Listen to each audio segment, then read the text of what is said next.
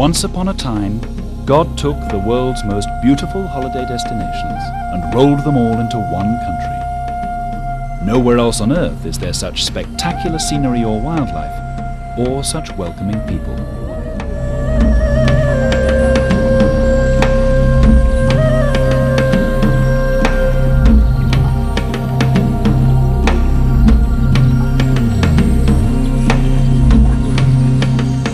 A journey through Kenya is unique, so much so that it has its own word, safari.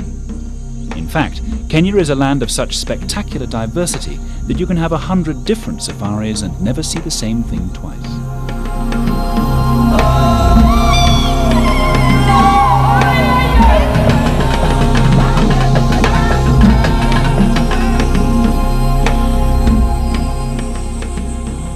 Where to begin?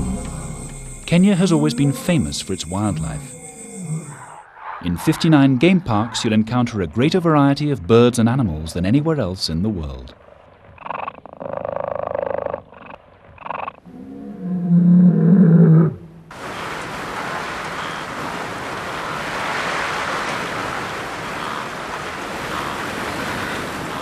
Here is one of nature's greatest spectacles, the annual migration of millions of wildebeest, gazelle and zebra across the Mara River into the Masai Mara Game Park. Every game reserve is a vast, open-air theatre of Africa in the wild. Kenya's wide-open spaces are home to hundreds of species that simply can't be found elsewhere. Kenya offers far more than a quick trip for the backpacker with a checklist. Many of the more exclusive lodges offer game drives for just 1 or 2 people.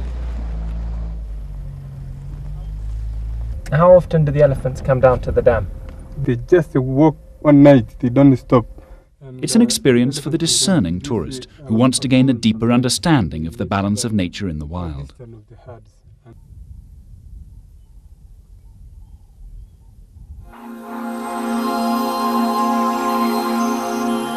Kenya is also a paradise for bird watchers.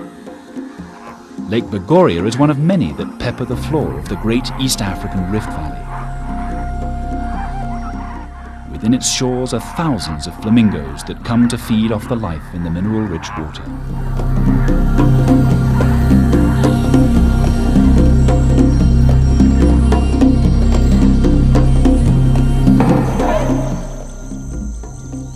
To the north, Lake Baringo is home to several lodges that offer walking safaris for bird enthusiasts who come here from all over the world. We are in north-central Kenya. This region is called Baringo. Baringo is very unique because we have 450 species of birds found on these rocks. These birds are migrating from Europe to South Africa, and this is one of the places that they stop to get food and to rest during their journey. It is such an exciting place to come and see the bird life available, and there are some birds that are unique to only Baringo.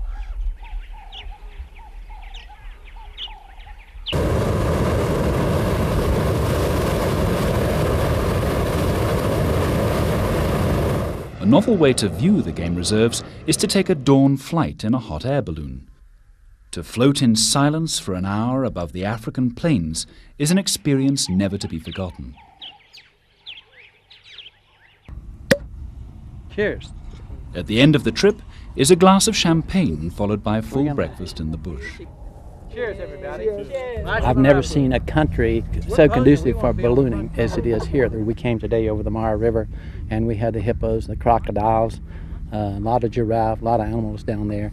So every day is different. That's what I like about it. Every day is different.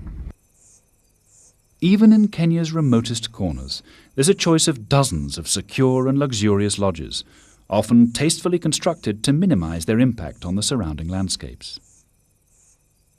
We do exactly the same game drives as we did before. Oh, thank you very much. Thank you. You're welcome. Oh, this is fine. The lodges are often very exclusive, catering for no more than a dozen guests at a time. I'm sure these are my favorite animals. A novel concept is the star bed. After your sundowner and evening meal, you can retire on a specially constructed gantry with no roof over your head.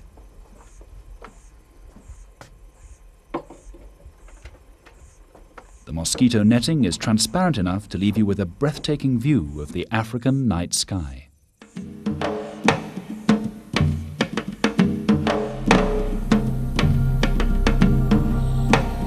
Many of Kenya's national parks, like Amboseli or the Masai Mara, are known all over the world.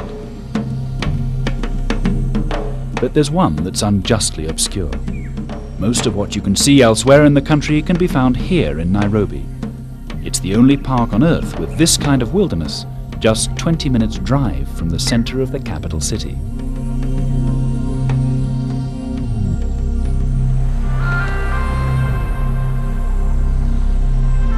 The coast is quite a different experience. 480 kilometers of sand, it's warm and sunny all the year round. More than half of it is protected by coral reef, making it very safe for scuba diving.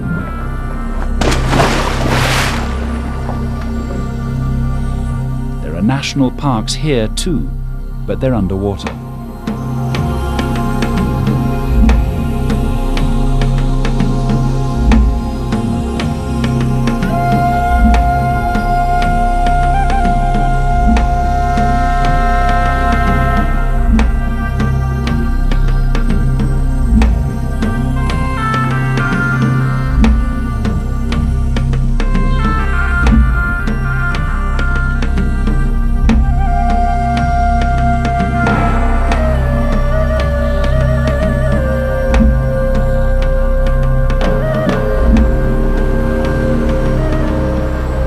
You don't have to be a scuba diver to enjoy the riches of Kenya's marine life.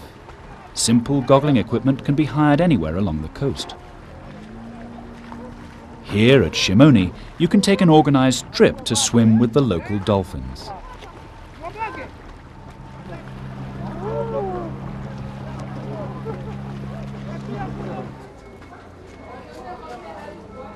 The main town on Kenya's coast is Mombasa.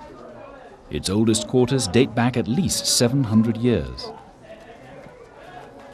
To wander among the tangled streets is to peep into the shuttered world of Kenya's Swahili culture.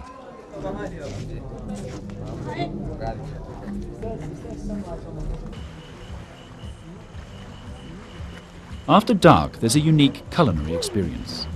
Only in Mombasa can you eat a gourmet meal on an Arab dhow as it snakes around the harbour.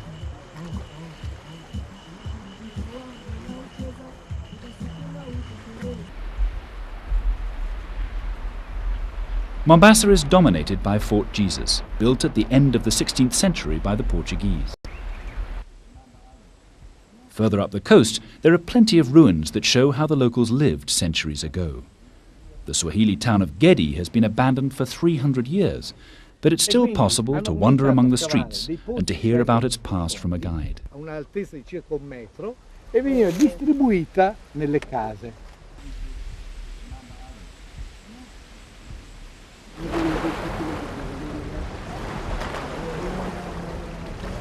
Further north still is Lamu, an old Arab trading town famous for its deliciously indolent atmosphere. Here you can spend hours strolling along the waterfront or just watching the town go by.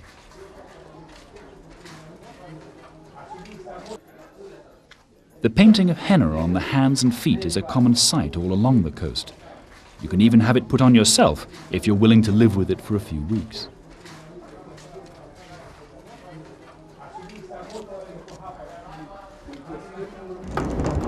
This is quite heavy. The Kenya coast offers far more than a lazy fortnight on the beach. Deep-sea fishing is one of several water sports for experts and beginners alike. From any of the main coastal towns, a party can hire a boat with an experienced crew to look after them.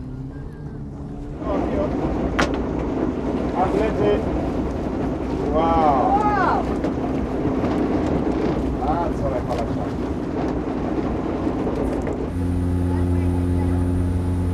Kenya is less well known as a destination for skydivers.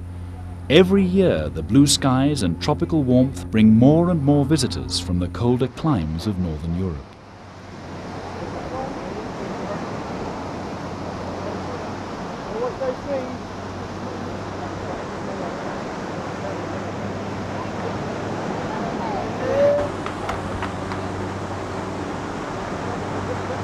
It's beautiful, it feels so open. You jump out and there's the blue of the sky and the jade green of the sea. You can actually feel the air get warm about 4,000 feet. It suddenly gets warmer.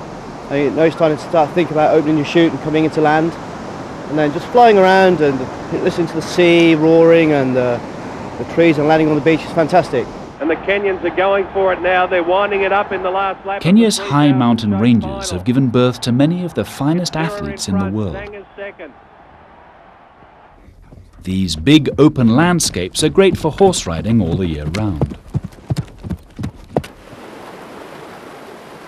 Tumbling down from Kenya's mountains are dozens of rivers that are perfect for whitewater rafting. Once you've summoned the courage to try it once, it's hard not to go back just one more time. At first I thought I was going to be very scared, but then I had a lot of fun down the way, so I'd do it again. Left! Left! Full right!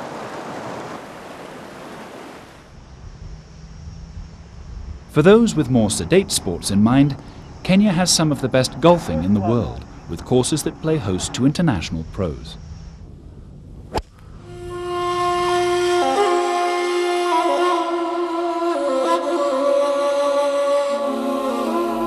A few days of vigorous rambling will bring rewards of a very different nature.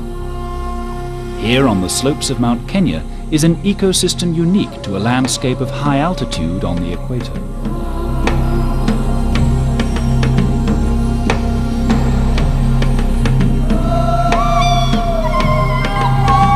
At 5,000 meters, the summit of the mountain itself exceeds the highest in Europe.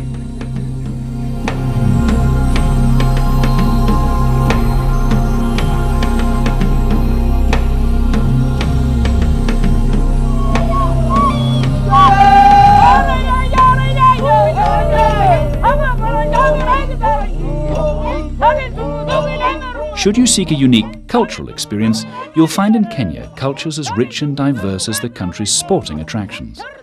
Many lodges and hotels offer traditional music and dance, celebrating time-honored rituals that have been practiced for centuries.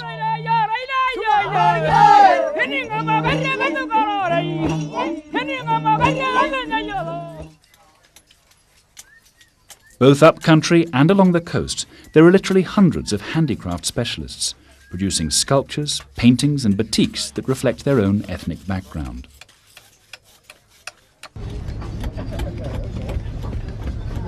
Much of what they produce is purely ornamental, but there's also a great deal with a practical domestic use. Either way, if you're prepared to haggle, there's certainly no shortage of souvenirs to take home.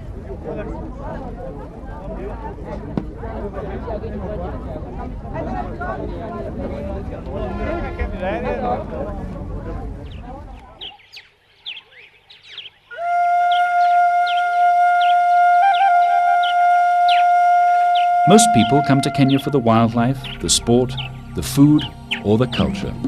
But for some, the landscapes alone are what make this one of the most beautiful countries in the world.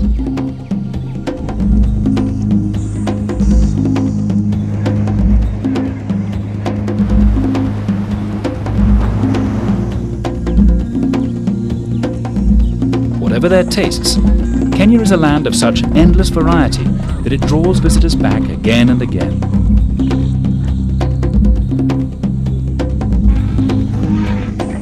So Karibu Kenya and experience a different safari every day.